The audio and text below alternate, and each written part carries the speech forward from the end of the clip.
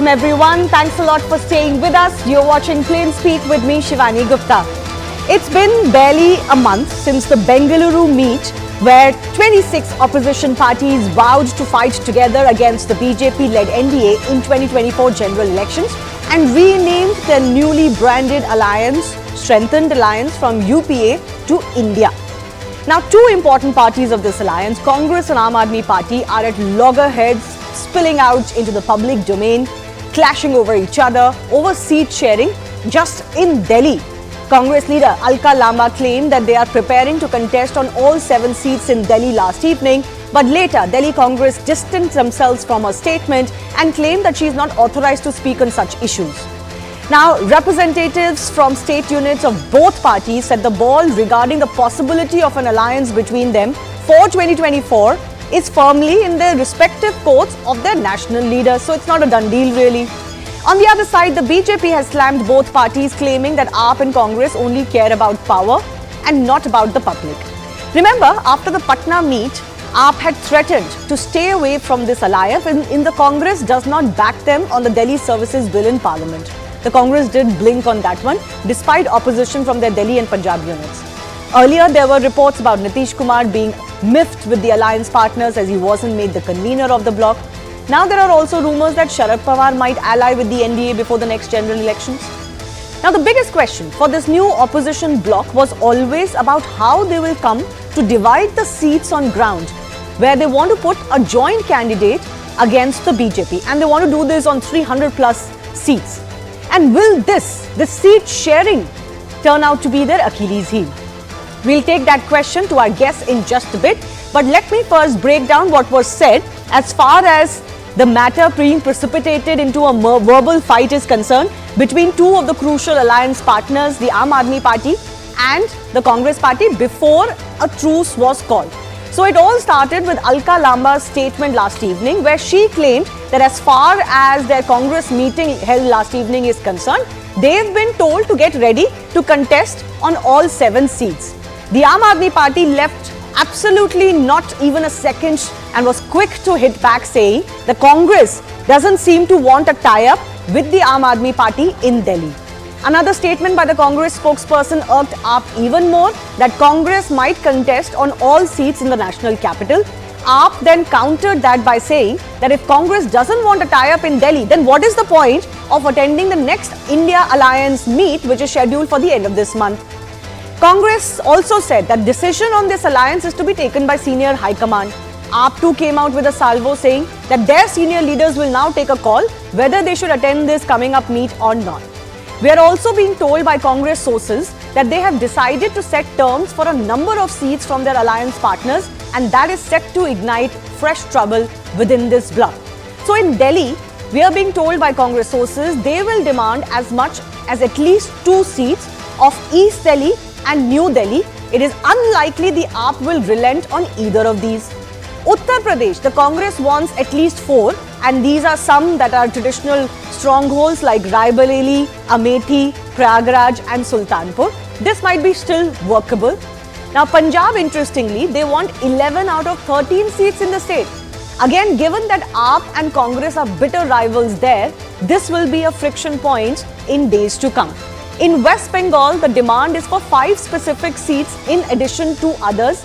Again here, remember, there is not just the Congress, there's the TMC also, which has already been saying you leave West Bengal to us and you think about the rest of the country. And there is the left parties that are also in play. Now let's take a look at the performances of the Congress in these 4 states and compare it with the BJP's and the regional parties' performances. So we can gauge an idea of whether their demands are actually going to be met by their alliance partners or have their electoral fortunes dipped to such an extent that it's not going to be feasible to give them these many states. So first up, the national picture, the BJP contested on 437 seats. They won a whopping 303 out of those with a vote share of 37.7. On the other hand, Congress contested on 423. They won only 52. Their vote share though was still decent at just shy of 20%. Let's talk about Delhi, where they won 2 seats. The BJP here contested all 7 seats. They won all 7 of them for a second time. Their vote share was a whopping 57% almost. The Aam Aadmi Party contested 7, 1-0, vote share of 18.2. Congress contested 7, 1-0, vote share of 22.6. And actually in the Delhi scenario, if you notice, even if you combine the vote share of Delhi and the Aam Aadmi Party, it is still shy of what the BJP managed last time around. Moving on to West Bengal now. Again, BJP contested on 42 seats. They won 18. This was, of course, a landmark achievement for them, especially with a vote share of 42.86. TMC was the winner, of course, winning 22 of the 42, 52% of the vote share. Now, this is the situation of the Congress in West Bengal, and it was reaffirmed in the state elections later as well. The Congress fought on 42 seats. They won only 2, and their vote share crashed to short of 5%. Uttar Pradesh is a similar story for the Congress party. Here, the BJP had aligned with Anupriya Patel's Apna Dal. They contested on 78, 162. Vote share was nearly 50%. The SP-BSP had formed an alliance last time in 2019 for UP. They contested on 79 but managed to win only 15. Their vote share was also under 38%. Again, look at the situation for the Congress party. They contested 80 seats but won only 1. Their vote share was 6% or thereabouts. So this is the situation. Remember that one seat that they won was also Rai Bareli, where the opposition did not put up, the SP-BSP actually did not put up any candidate out of respect for Sonia Gandhi. Finally, let's break down the picture for Punjab as well. The BJP, Shiromani Akali Dal at that time contested together on 13 seats, won 4, vote share of 37%. AAP contested all 13 but won 1. But remember, since then, the Aam Aadmi Party's fortunes have changed. This was pre the landslide victory for them in the assembly elections. Congress at that time was in pole position. They won 8 out of 13 with a vote share of 40%. But fortunes have changed for the Congress party, and this is why it is unlikely the Aam Aadmi Party will concede as many seats to them anymore, given that they are in pole position. So the big debate that's coming up on Plain Speak, first up, huge drama spilling out into the public domain as far as the seat sharing for the India bloc is concerned. Truly the biggest question is, can they stay united? There's still a lot of time for the 2024 elections.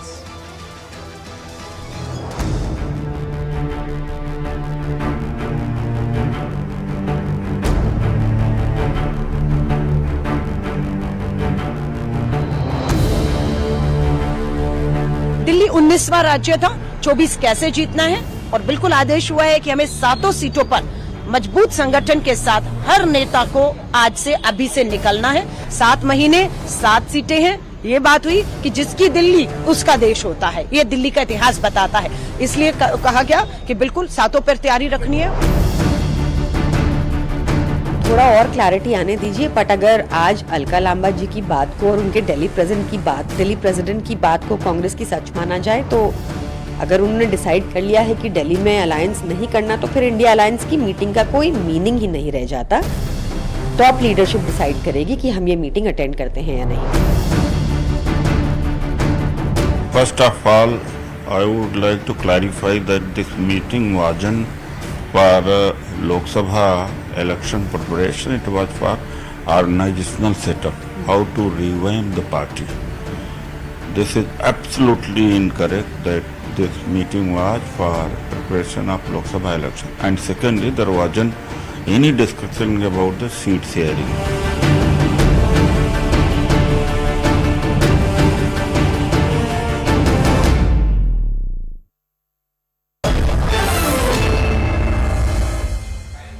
Let's go across to the guests joining us. Gopal Krishna Agarwal is from the BJP. Neeraj Mishra of the Congress Party is also joining us. I'm joined by Nitin Tyagi of the Aam Aadmi Party. Anirban Banerjee is a political analyst, leans towards the TMC, and Arun Anand is columnist and political analyst. Let me begin with the Congress and the Aam Aadmi Party first. Neeraj Mishra, you may have papered over the cracks, but the reality is that the Delhi unit of the Aam Aadmi Party and the Delhi unit of the Congress don't really see eye to eye. I don't know why either party will, give up any space at all. The Congress, as Alka Lamba very rightly said, I'm sure she's landed in some trouble because of saying these things ahead of time. जो दिल्ली में राज करता है, उसका अलग ही दबदबा होता है. So even if you may paper over these cracks, the reality is still out in the public, no? So Shivani, I'm actually very amused that how the corporate backed and government ad sponsored media is trying to make an issue out of a non-issue. What Alka Lamba or Anil Chaudhary or Mr. Babaria said is actually true. A political party, when meets and discusses how the state unit is functioning, will it not tell its people that you be ready for elections? Okay, can I The come in? organization, yeah, please. So two things. One, the media wouldn't make much of Alka Lamba's statements had the Aam Aadmi Party not reacted the way they did. And Aam Aadmi Party is your alliance member as far as this national bloc is concerned. Secondly, again, we wouldn't have made much of what Alka Lamba said. Surely you can be prepared to fight on all 7 seats before you decide on your seat sharing. But your own party leaders then came out and said, we didn't discuss this. Right. So, Shivani, going by your logic, just tell me how many debates did CNN do on what Subramanyam Swamy has been saying for last 4 years about the Prime Minister? Subramanyam Swamy, who's a BJP leader, openly says that Prime Minister Modi is the most incompetent Prime Minister this country has seen. He has zero contribution to whatever development is happening in India. Are you And he's a comparing person- Mr. Subramanyam Swamy's relationship with his party to your relationship with Aam Aadmi is- Party? Then it is doomed. I'll give you one more example. Okay. Just ask the BJP spokesperson Ramdas Athavale, who is a member of the NDA alliance and a minister in the government.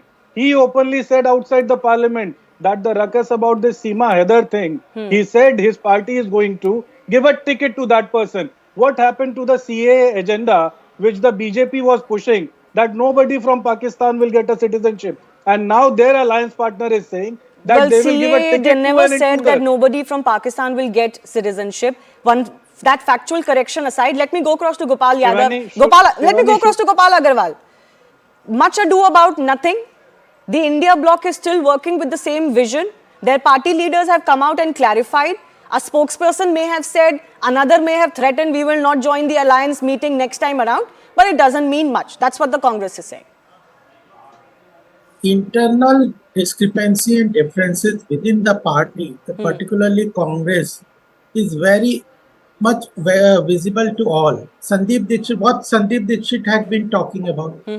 It is not that what Alka Lamba said or what Kakkar, AAP spokesperson said. It is the differences within. They are very obvious and everybody can see those differences. It is an alliance opposition. They are just coming for just facilitating, protecting their misdeeds that they have been done. There is no leadership, no vision, no ideology, no agenda. So these kind of alliance have no long-term impact or effect. I'll come back to you. Mr. Agarwal, I'll come back to you, but you raised a good point. Let me give Mr. Mishra of the Congress Party another opportunity to respond to that. Then I'll go to Nitin Tyagi as well. Neeraj, he makes a good point. Look at the internal contradictions. Forget how AAP reacted to your statement. Look at your internal contradictions both in Delhi and Punjab. Can you deny them? Your party leaders are uncomfortable with alliance with the Aam Aadmi Party. Shivani, so what the BJP is trying to do and what the media is also facilitating is micro-analysis of the alliance. You take in consideration the macro picture. Shivani, just take into consideration the macro picture. Yes. What is happening is this country.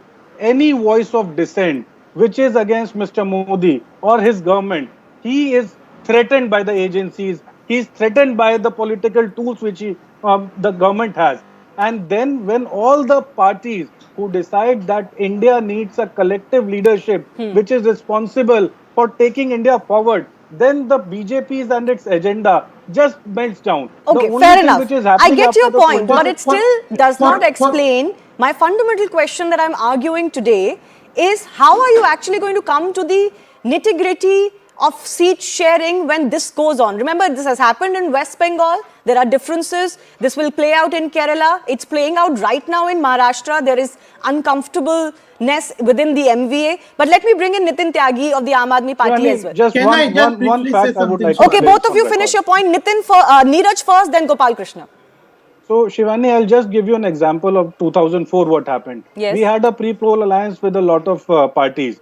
But when in Kerala, we did not make an alliance with the left, when we got the numbers and then a post-poll alliance was set up. So, a party like Congress, which has its presence from Attak to Cuttack and from Kashmir to Kanyakumari, you will have these kind of differences. But the larger picture is that the nation needs to be taken forward. For last Fair 9 enough. years, I it take your has point. stagnated. Neeraj, I take your point. Of course, you've come together for a larger vision, but you must accept that yes, seat sharing is going to be a sticking point. Gopal Krishna Agarwal, please finish your point, then I'll go to Nitin Tyagi. The thing is, it is the sheet sharing is one issue. The issue is when they are talking about vision. What is the vision? At one time, they are fighting with the Trinamool Congress in West Bengal, and then saying that they are together in Delhi. Their state unit is fighting. The problem is that in the Telangana, they will fight with BRS and then say that we are together in the national level. Is it possible without vision, without the issues? And then finally, is the issue is that they are saying that BJP is amplifying their differences. Yes. We are not amplifying. We are just discussing those problems. And if the Congress, which calls itself a national opposition party, I am just asking one question: is Congress ready to act as a second fiddle to all others, the regional yes. parties? That's going to be if they are the ready, okay, then it's fine. If they are No, not that's ready, going to be the then existential problem question comes. for the Congress party. And certainly in states like Delhi, Punjab, West Bengal, Uttar Pradesh, it is in no position to play the big brother Telangana. anymore. In other states as well, but I'm just naming the ones where there are clear sticking points with other regional alliance partners. Nitin Tyagi, did the AAP also overreact to what the Congress spokesperson say, immediately coming out and almost issuing ultimatums? People are wondering, why are you getting into issuing ultimatums every week to your alliance partner like the Congress party? Why don't you discuss this behind closed doors? For the Delhi Services Bill, you issued an ultimatum. For this yesterday, your party leaders almost issued an ultimatum. The number of words that you have used in asking a question are not even the number, I mean, they are beyond what actually the Congress spokesperson said at that time. So let me put forth something very clearly to you. Whatever happened yesterday was yesterday. It has happened, it has been clarified, and the alliance stands as strong as ever.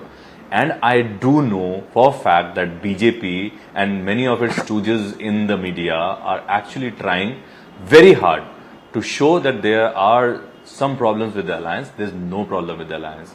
And what we have come out and joined hands for, that is to get this country rid of a leader like Narendra Modi, who is frightened to face what is happening in Manipur, who's frightened to face the China, who's frightened. I mean, he's so frightened right now. Anybody, any voice of dissent, any question that is asked of his government, it is named as anti-national, which is very sad for this democratic country. We have joined hands to save the democracy of this country. We have joined hands to save the constitution of this country and to take this country forward. We want to look towards the future. So can I what ask BJP you? is doing, they are making everybody look at the past. But we want to look at the future. We want this country to go beyond. Fair enough. Gopal the dreams Krishna that Agarwal we wants have to set. respond to you, but I have a supplementary question for you. Are you going to tell me that you are going to be able to give 2 out of the 7 seats to the Congress to fight in the national capital? We all are going to fight these national elections, these elections forthcoming Lok Sabha polls together, and whatever seat sharing happens, we all are going to put our more than 100%. Whether it is Congress, whether it is Aam Aadmi Party or any of the alliance partners here, we are going to put in our 100% efforts in whatever the party decides. Nitin Tyagi, my other question is, wouldn't you at least concede that some of the statements that come in from, let's say, Mamata Banerjee in West Bengal, that you leave West Bengal to me, you figure out the rest, from the Aam Aadmi Party yesterday, they do irk you? And I think all of the alliance partners are happy that she is extremely confident that. Absolutely. See, listen.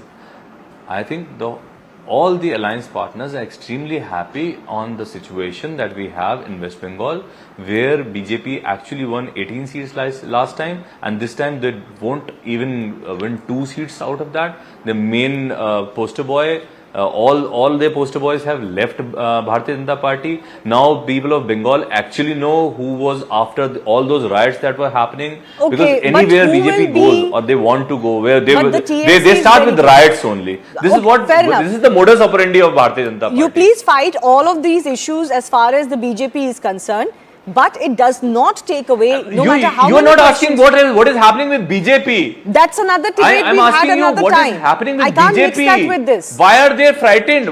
They're not talking about themselves. They're not talking about their own alliances. They're no, talking but about our alliances. They're more because worried your about what's leaders happening came with out and India. talked about your they're alliance, not, no? they're Can not you just deny they're that? just not worried about what's happening with NDA. No, but Nitin, I don't they do understand. not care about their alliances. How do you blame someone else when your party leaders came out and gave media bites? When the Congress leaders came out and gave media bites, I'm not making media this up. bite like what? Your spokesperson Priyanka Kakkar, Now Dilip that Pandey issue both has been said put to that rest. the Congress is not serious about an alliance. I think These are words just from your because you leaders. responded late, you could not hold a debate on that issue, and before that it was sorted out. There's nothing Is to it answer sorted on out? that. These And issues I have been assure you- cropping up I since assure the you with first all India seriousness- alliance meet. I assure Is it you sorted with out? all That is a relevant seriousness- question I to assure ask. you- That is a very, very I relevant, assure you pertinent with question to all ask. seriousness Okay, so that you've answered India that question. alliance Let me is go to very Anirban strong Banerjee also. and we Anirban all Banerjee, stand. the thing for the India alliance is that this is likely to play out in Punjab. This is likely to play out in West Bengal. It could play out in Maharashtra. It could play out in Kerala and many other states. Is this going to be the toughest issue for the India bloc to overcome? Because all of the competing alliances, all of the alliance partners also have competing issues.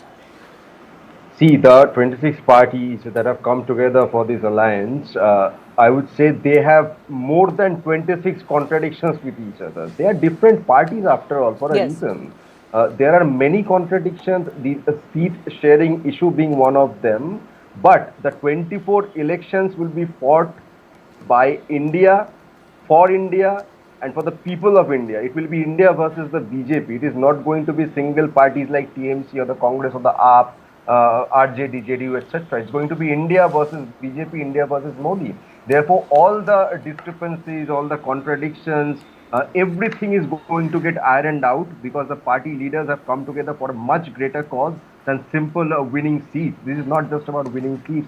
This is about preserving the soul and the heart of the Fair idea enough, that but is this is politics, Anirban, at the end of the day. Each party would like to come up trumps even within this alliance. Because fundamentally, who has greater sway? Let's say you succeed in your mission. Who has greater sway and say will also be determined by who wins how many seats, no? Yes, of course. But first of all, you have to win the elections so that India wins. That is important. And by India, I mean our country. The alliance has to win so that India wins. So therefore, whether Congress gets 100 seats or 200 seats, the TNC gets 40 seats, 50 seats. These are a matter of numbers. Of course, these are very important. But at the end of the day, we have to defeat the BJP. That is the motto. That is the goal of India. But in West And Bengal, therefore, to do Congress that, leader recently made a statement that they are not going to give an inch to the TMC. They don't want to align with the TMC. TMC No, leader if you're- Mamata Banerjee says, please leave West Bengal to me. The Congress shouldn't interfere here. And that's a message for the left also. So there are feasible problems, right? Of course, there are problems. As I said, as I admitted beforehand, there are many problems, many contradictions. Nobody is going to deny that these parties, let's say in West Bengal, the Congress had been fighting the left for more than 30-40 years. But they allied in the state to fight against the TMC. But they did not succeed. That is a different issue. But the TMC has fought the left for more than, since its inception. Yes. That's more than 20 years almost. But when it comes to the cause of our country, I Okay, hope fair enough. that You're each of saying these the cause leaders- is going to paper over all other competing ambitions and also any conflicting issues as far as seat sharing is concerned. Arun Anand is joining us. Arun, there are 2 points of view. One is which suggests that these alliance partners are really doomed to fail the same way it was doomed to fail in 2019 or before that, and they're making virtually the same mistakes. Another point of view is that actually if you look at it, this time the effort is more organized. Even if there are issues that come up in the media domain or in the public sphere, they are sorted out quickly. Somebody is there to douse the fire. So that suggests that the overall motive and the motivation continues to be strong. I think I just want to make a few quick points. No, it's the contradiction is visible. You have discussed West Bengal, you have discussed Delhi, but in Maharashtra also, the Congress leaders have made statements, Ashok Chavan and Prithviraj Yes. Chavan, that Sharad Pawar, who is a pillar of this opposition alliance, that he should make his stand clear. He has met Ajit Pawar already 5 times Yes. over the last few days, and they have been on record in terms of saying. Also, Uddhav Thackeray's party has also said this. Then in Bihar, something interesting happened that Nitish Kumar, he spoke on 15th of August in a function where Tejasvi Yadav and Lalu Yadav was present, and what he said that before 2006 when he came to power, the state had gone, the state was in a very bad shape. There was the state was ruled by the Lalu Yadav and his party. Apart from that, in Punjab also, we have seen, the Punjab Congress leaders have also gone on the record in the past that they are going to contest, Yes. all the seats. Now, the problem is why all these contradictions are coming out, from where they are originating. They are originating because there is a lack of ideological framework within which can bind all these parties together. The only framework which they have right now is not saying whether it is right or wrong, that is to remove Narendra Modi from the post of Prime Minister or to defeat Narendra Modi. Now that can be an outcome of a ideological framework, but that cannot be an ideological framework. So these contradictions are going to become more starker. And one last point, the votes are not transferable anymore as it used to happen 10 or 20 years earlier. We have seen that in case of SAT BSP alliance, SP BSP alliance, Congress SP alliance. Earlier the partners, and one quick last point I want to make, it's ironical that people who are accusing basically the current government of high-handedness, anybody in media who questions them, and they are branded as stooges of the Modi government. So I think there couldn't be more irony than this. Well, I thought it's best to just leave that aside. Sometimes you just have to take these jibes on the chin and move on. Let me give Neeraj and Gopal Krishna Yadav a final comment as well. So Neeraj, the point that is being made is that ideologically, if you look at it, as Anirban also alluded to, you're all different parties for a reason with competing interests in the same state sometimes. So actually, ideologically, you have no cohesion. And this business or this motive of removing Narendra Modi and BJP to quote save India is not enough. That's what some believe. Our ideology is that this government, the current government, is a failure when it comes to Manipur. The current government is a failure when it comes to unemployment. The current government is a failure when it comes to inflation. And the current government is a failure when it comes to the issues of China which we are facing. So this is the complete basis of our ideology.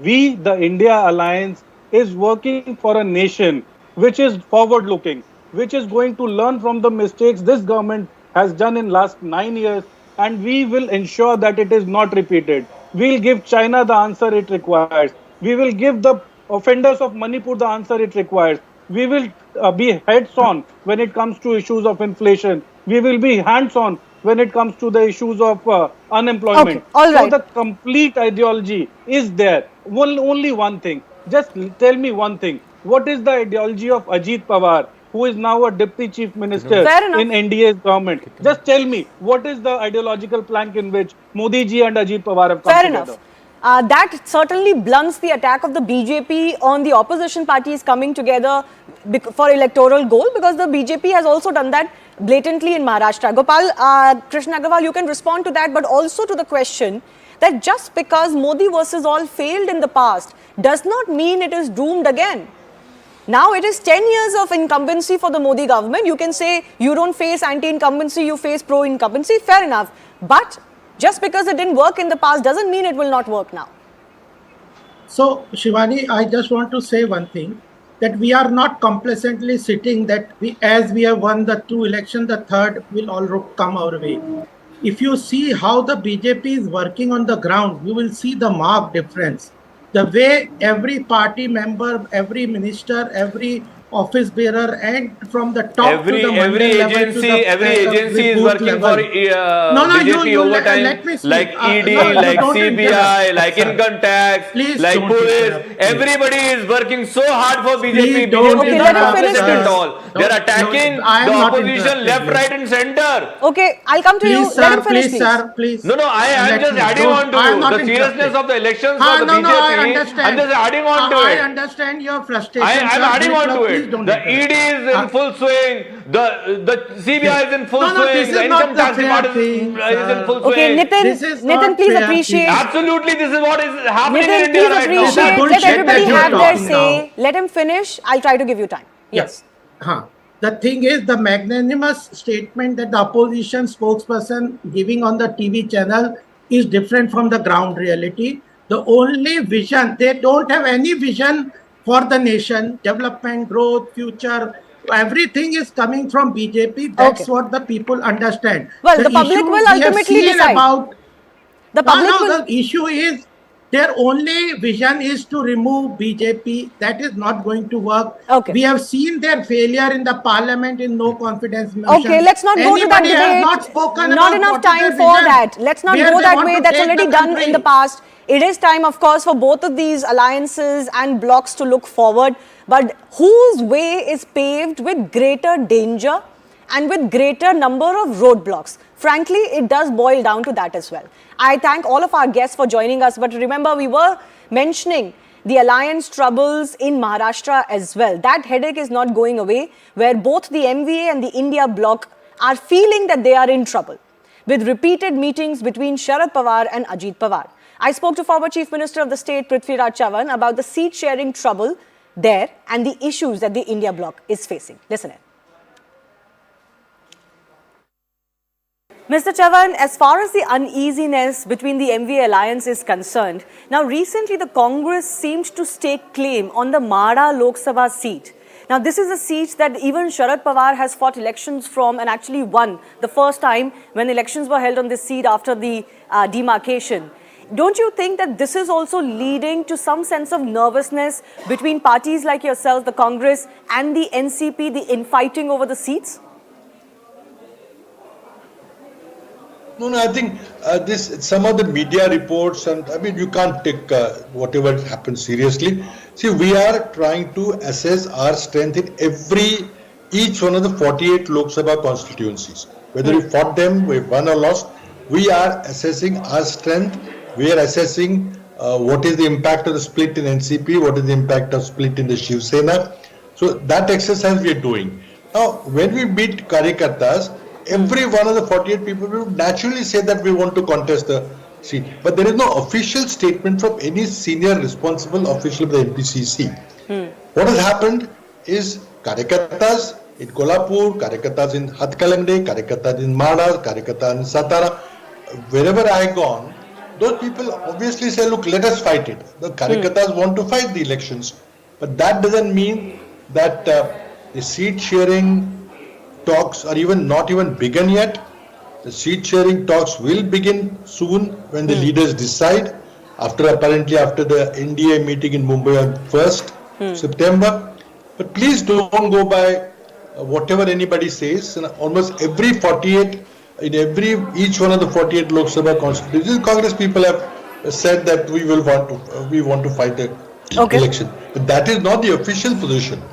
The official position is we will fight the 24 Lok Sabha election in a alliance of the MVA within the broad framework of India Alliance. I understand that, but speaking of the India Alliance itself, don't you think what's happening in Maharashtra, your state, Delhi, Punjab, West Bengal, there are huge question marks on how this alliance is going to function. There are like such open conflicts over seat sharings and who will fight how much. Well, I think this is something on this large scale has never been attempted before. I mean, Mr. Modi is talking about 38 different political parties. We had 26 odd political parties and we expect to get more. This is unprecedented, a huge, big alliance. And so what is really we're coming towards two ideologies, a left of center ideology of development, inclusive development, belief in the constitution, a liberal democracy, and the idea represented by Mr. Modi, which is anything but all this. He is moving towards one party dictatorship.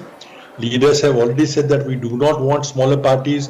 Mr. Amit Shah is on record saying he wants a Congress Mukt Bharat. So I think these are the two different ideologies, and we'll fight together. Nobody has said it will be very easy. The seat sharing negotiations will be difficult. There are many states where we are fighting with the local units who are in the India alliance. So I think that will take some doing, but we have some time. But I think we are all committed that unless we defeat Mr. Modi and his BJP in 24 Lok Sabha election, there will be no further liberal democracy in India as we've seen for last 75 years. Well, questions galore as far as that alliance is concerned. But on the other side is another big question coming up. Is Ghulam Nabi Azad wrong, or does he deserve any criticism for his statement that most Indian Muslims were once Hindus and were actually converted when Islam came to India? There's huge backlash on that statement, especially on Kashmir's historical relevance and history. We'll get you more on the other side.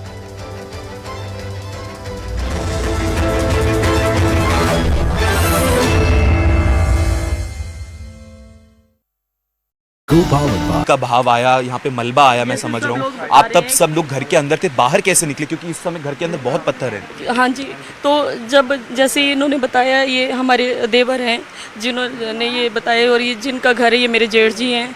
तो इन्होंने बताया कि जैसे muddy water की वो smell जैसी आती है वो आई पहले, और उसके बाद धीरे धीरे पानी की आवाज़ आई, और पत्थर इन्होंने बड़े बड़े घरों के बराबर पत्थर जो हैं वो इन्होंने हवा में उड़ते हुए देखे, नीचे आते हुए। और फिर तब ये हमारा घर अगली साइड को है, तो वहाँ ये लोग गए, वहाँ थोड़ा ऊपर वाली मंजिल में चढ़े। मेरी मदर चाची सास जो है वो कोमा में है, उनको कैसे कैसे इन लोगों ने सब ने मिल के बाहर निकाला। वो बिल्कुल उसमें डेथ बेड पे पड़ी हुई हैं, तो ना लाइट ना कुछ नहीं। तो उनको सरका घाट वो बेटी के घर शिफ्ट किया, फिर जब वहाँ लाइट चली गई तो हॉस्पिटल शिफ्ट किया। तो हम कैसी कैसी त्रासदी झेल रहे हैं ये हम लोगों को पता है। और मैं तो बोलती हूँ कि जिसको पड़ती है उसी को पता होता है, बाकी किसी को कोई लेना देना नहीं होता। हम लोग इस समय बहुत ही बुरी घड़ी से गुजर रहे हैं, और हमारी मांग है, आज माननीय मुख्यमंत्री जी भी आ रहे हैं, देखते हैं क्या करते हैं वो। और वो भी मेरे ख्याल से यहाँ आके आंसू पहुँच के चले जाएंगे, होगा कुछ नहीं, झेलना तो हम लोगों को ही पड़ेगा। And this is as far as the aftermath of what is taking place in Himachal Pradesh. Now we're understanding a key highway is also completely closed and it's shut off, so connectivity has taken a toll. Roads have been blocked and water supply has been hit as well. We've been getting you non-stop ground reports of what the ground situation looks like. It really hasn't changed in the last 24 hours. The Mandi Pathankot highway is the one we're referring to, which we are now understanding is completely shut off. So there is going to be a big price for the local residents to pay who still continue to be stuck in areas that are impacted. Let's also now bring in our colleague Yash, who in fact has been tracking these developments, is on ground zero. Yash, good morning. As we pointed out, the situation really hasn't changed for the better. Now we're understanding connectivity has taken a hit as well. Could you talk to us about the roads, the highways that are now completely shut or blocked? Well, Ridhima, the situation is real bad here in Himachal Pradesh, and in particular, I would want to start by showing you the visuals from Zukain. This is the Sugain Panchayat area. In fact, this is in Mandi. You can see. So this was the very place where that very first cloud burst took place in Mandi, which was on 13th of August in the early morning around 5 or 6 a.m. when in fact that cloud burst happened, and after that, this is what you see is what is left behind after that cloud burst.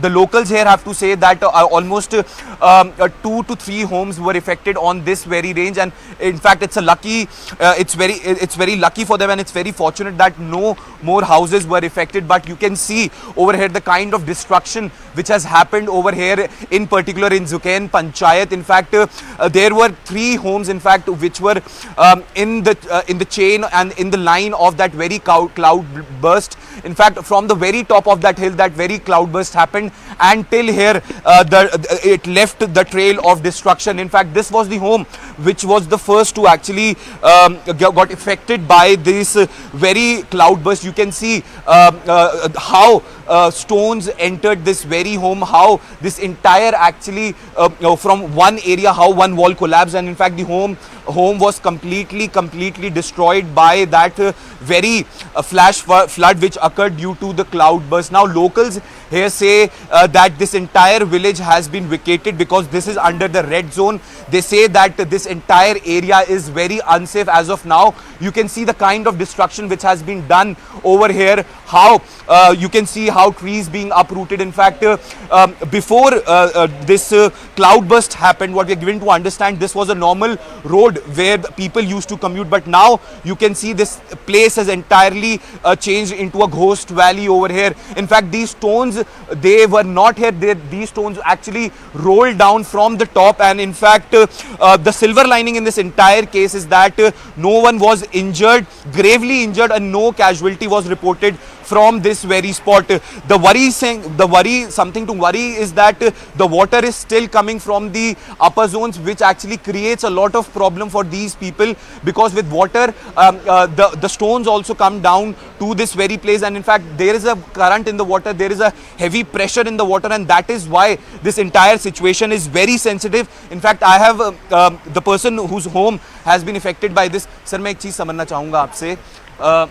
समझना चाहूँगा आपसे, पहले तो ये बताइए कब ये घटना हुई एग्जैक्टली और क्या कुछ हुआ और आप कहाँ थे उस समय पे? एक्चुअली ऐसा है कि 13 अगस्त की सुबह लगभग 6:30 बजे के करीब जब हम उठे और लोगों ने आवाज़ें लगाना शुरू की कि क्लाउड ब्रस्ट हो गया है, और जो मिट्टी की एक स्मेल जैसी होती है वो हम सब ने उसको महसूस किया, और तभी हम सभी लोग घर से वहाँ से भागे और जो एडजॉइनिंग हमारे पास वहाँ पर घर थे उसकी स्लैब के ऊपर खड़े होकर के देखने लगे कि क्या हुआ।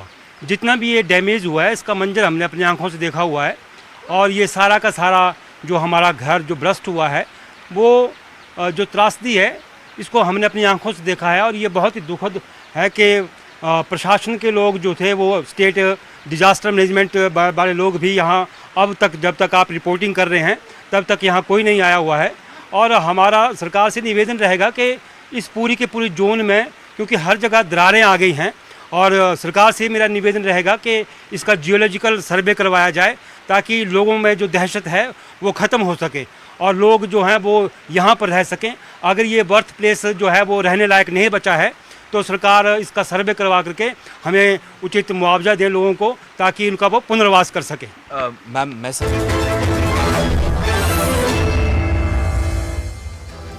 Thanks a lot for staying with us. Now, former Chief Minister of Jammu and Kashmir, Ghulam Nabi Azad's statement on history of Islam in India and particularly Kashmir has sparked a controversy amongst his critics.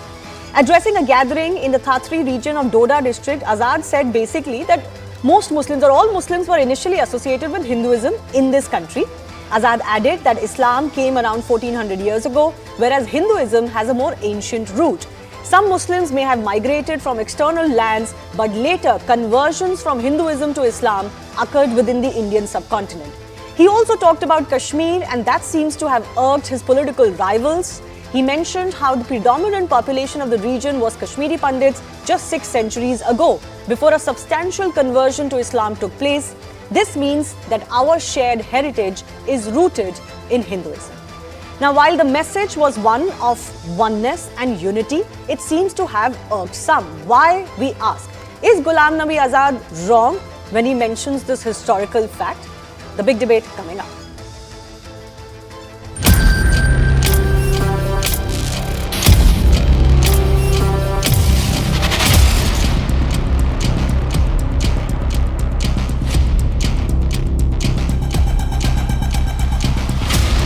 तो बाहर से आए होंगे 10-20, वो जब मुगलों के वक्त में उनकी फौज में थे, बाकी तो सब हिंदू से ही कन्वर्ट हुए हैं मुसलमान हिंदुस्तान में। एक पार्ट में उनकी अज्ञानता बिल्कुल साफ जुड़ी। जो दुनिया का सबसे पहला इंसान है, जिसको हम हजरत आदम कहते हैं, सबसे पहला इंसान, वो मुसलमान था। आज़ाद साहब ने किस कॉन्टेक्स्ट में कहा, क्यों कहा, किसको खुश करने के लिए कहा, ये तो आज़ाद साहब ही कह सकते हैं ना, मैं नहीं कह सकता।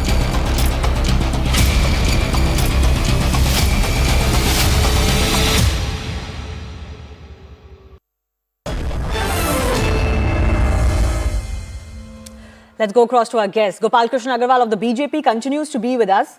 Nilofar Masood is the NC leader joining us. Sujata Bashir from the Democratic Progressive Azad Party, Mr. Azad's party.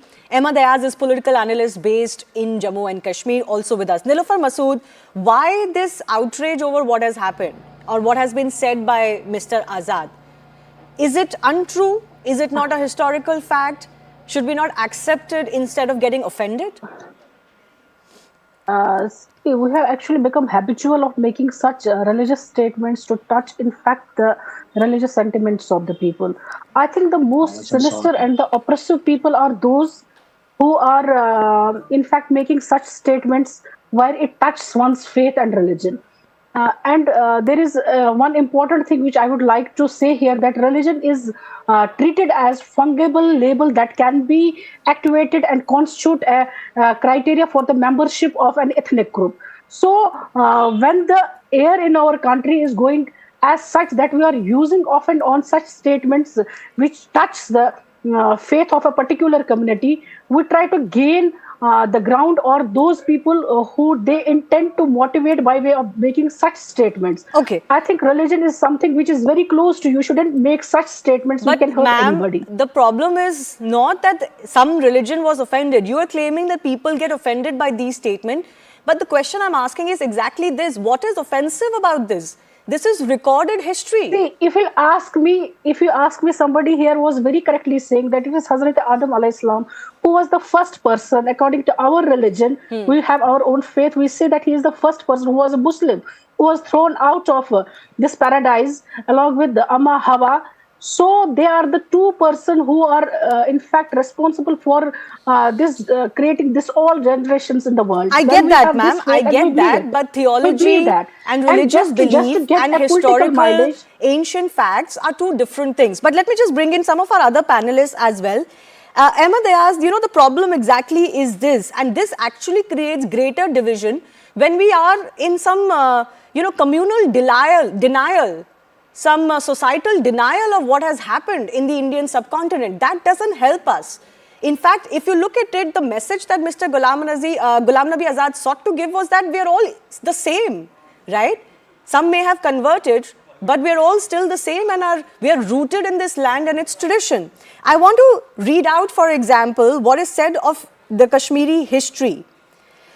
There was mass conversion of the Kashmir Valley to Islam in the 14th century. This was catalyzed by Mir Sayyid Ali Hamdani, a Persian Sufi mystic from Hamadan in western Iran, who visited Kashmir thrice in 1370s and 1380s, accompanied by hundreds of his disciples. The Kashmir transition to Islam is, however, identified above all with a locally born Sufi saint Sheikh Nuruddin Nurani, who was born around 1377 in a village south of Srinagar and is referred to as the I.N.D.I.A Kashmir.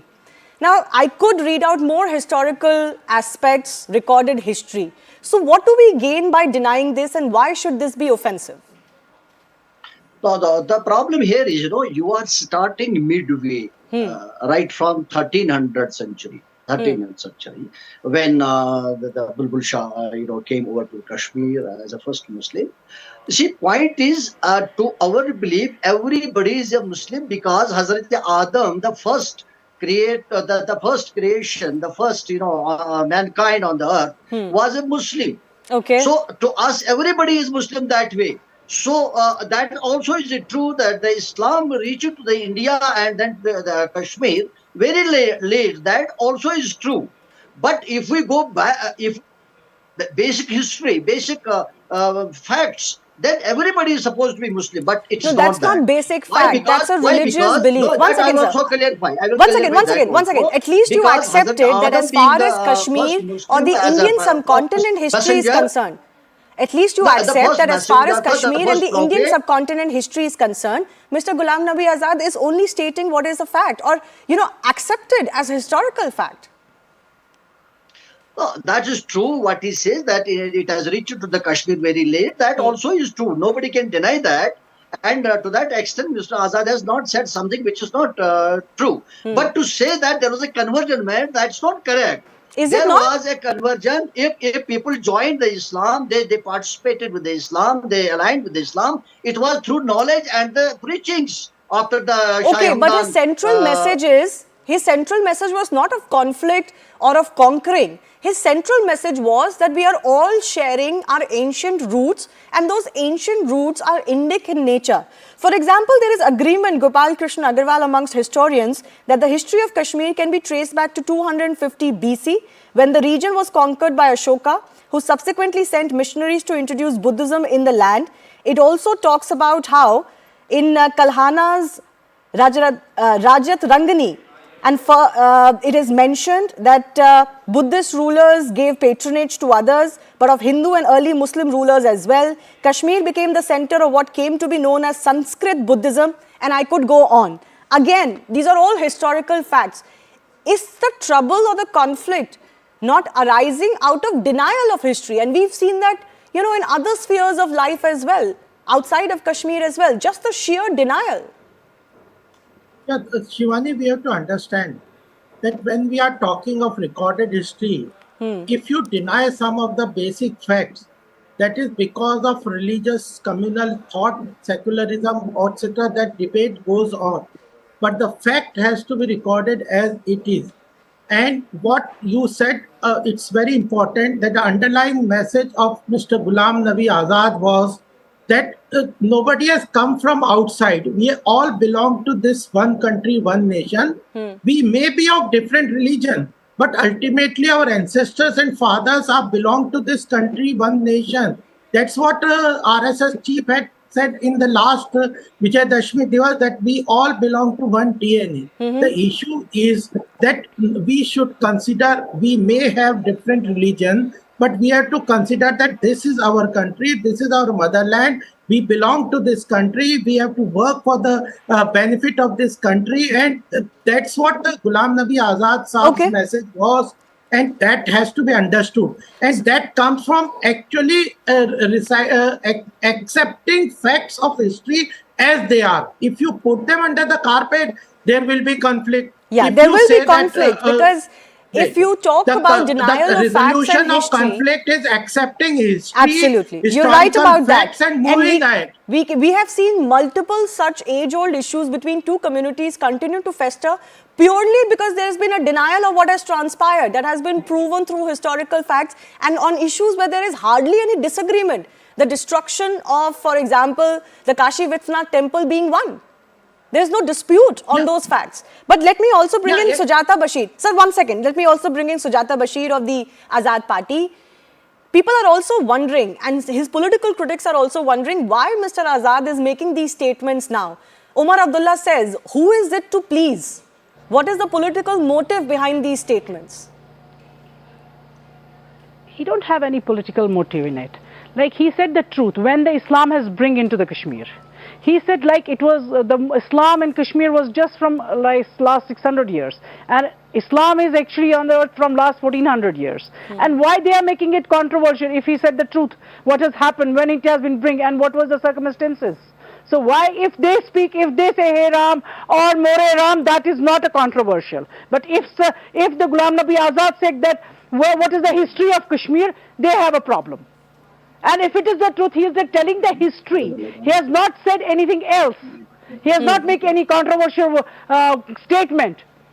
But from a time that it's not, everybody knows the land of Kashmir was for the Pandits. It was full of Pandits. यहाँ साधु संत रहते थे, और that was the reason like the Kashmir, in a Kashmir the Islam come last from 600 years. Miss me or you, everybody from J&K, they know it. Nilofer ji, you want to respond now to that? Now they are bringing it as a, their statements will come. I think the statement has only been made to gain the political mileage, nothing else. And this should be forget about the reason. Because for the reasons he One raised, thing, what mileage? yeah, just to gain the political. That time he was because we not have there. made The them mileage happy is when the as a Congress center goes for the people He sitting sits in in the the January power, other. and doing the That's not same the thing. controversial. One by one. He sits One by in one. the- He Each one sits in adopted the the same thing. Kher Bhavani. That's not the controversial. We And should he is never the mix up religion with the politics. These are two this different, Ghulam Nabi Azad entirely said, two different and things. it's a You should controversial. not do it. No, neither allow anybody to do No, it. why you are saying You are that? nobody No, to raise a you finger are on giving the wrong religion information Islam. to the I don't people know of in Jammu what and Kashmir. context One second. is Can I meant- just intervene? Can I just intervene? In what Can I context just is it? intervene? How Can I is just it intervene? One second, please lower the volume. That Can statement I just have the two already- ladies with me on the screen, please? Can I just intervene? I just want to fundamentally understand why is it being projected as an offense to one religion? If history itself becomes offense, we stand to lose a lot and it becomes a problem for all. Nilofer ji, I'll give you the first shot. Please explain.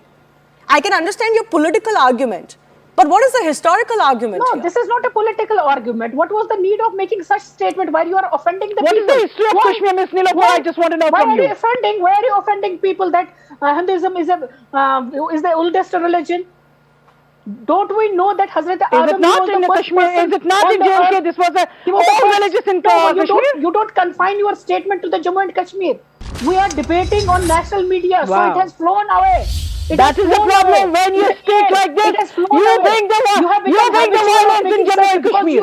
These statements bring the violence in Jammu and to make Kashmir. those controversial Try statements, to be a good you're human. showing that you are Try the to important respect every person so that religious. people Try should to discuss tell the about fact you. in JNK. Why don't you talk about Try the to tell the development? Why fact don't to you the talk people of about Jammu and other Kashmir. things? That is very important. You need not to tell people what history is telling. And what Everybody history is But why telling. not? That is a Everybody different knows subject. what is That Ghulam is a Nabi different Azad. subject. You cannot mix Everybody knows You cannot mix what is up religion with the saying. politics. These He are didn't entirely speak two how different Nare things. Ram. These I think are you forget entirely your two different leader. things. I think you forget your leader. I No, think Miss Nilofer, you most go of back the about political 5-7 parties years in where India Farooq Abdullah said invoke the that religious symbol, ये एक invoke the हिंदुओं religious की symbol Basti for the थी। political I think mileage आप भूल and गए for हैं the miss political Nilofar purpose. जहाँ This is Farooq what you Abdullah have done ने today. खुद बोला This है is what ये you have हिंदुओं done. की Don't बस्ती talk थी। Okay, one by about one. I have to religion. intervene Such because I things. want both of you to be heard. Let Sujata Bashir make her point for 30 seconds. Only We believe in Sujata secularism. Bashir. We believe in secularism. Yes. It is the same leader. He is the same leader from her party who said ये हिंदुओं की बस्ती थी। आज इनके leader बोल रहे कि यहाँ की हिस्ट्री बंद करिए आप। Is it not a history? आप हिस्ट्री से डिनाई नहीं कर सकते। Miss Nilofer, I think you forget it. Like last from 600 years only, Islam has been bring into the Kashmir. And don't make it controversial. Don't make any muss in this. Try From to the be a good 5th human, century, give a good information to the people of Jammu and Kashmir. It is a And recorded don't try fact. to pull the politics in it.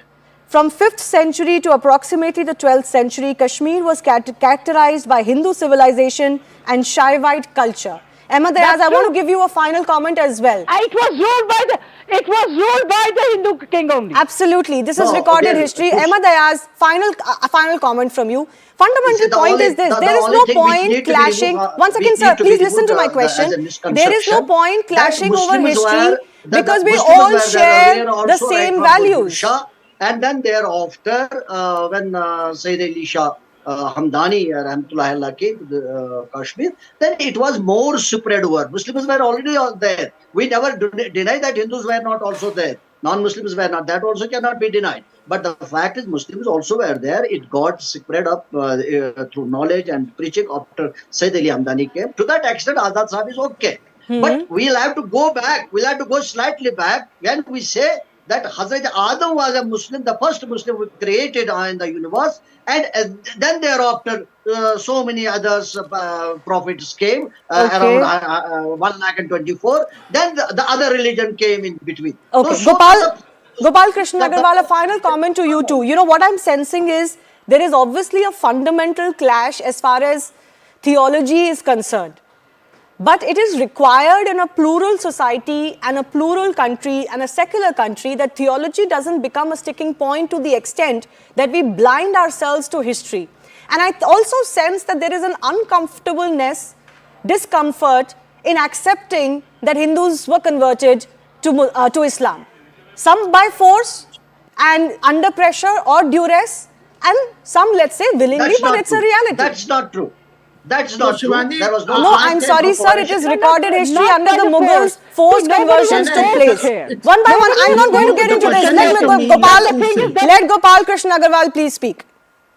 The thing is, Shivani, we have to understand that's what we have been telling Prime Minister has been telling, when we do not accept the recorded history because of our colored vision or color spectacle, that means that it is because of politics of appeasement. You have to accept historical facts.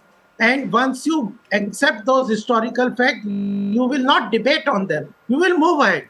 The issue of appeasement of politics, minority appeasement, keeping that as vote bank has harmed Indian history. It has colored Indian history. It has put certain biases into our historical facts. And that's the problem of India.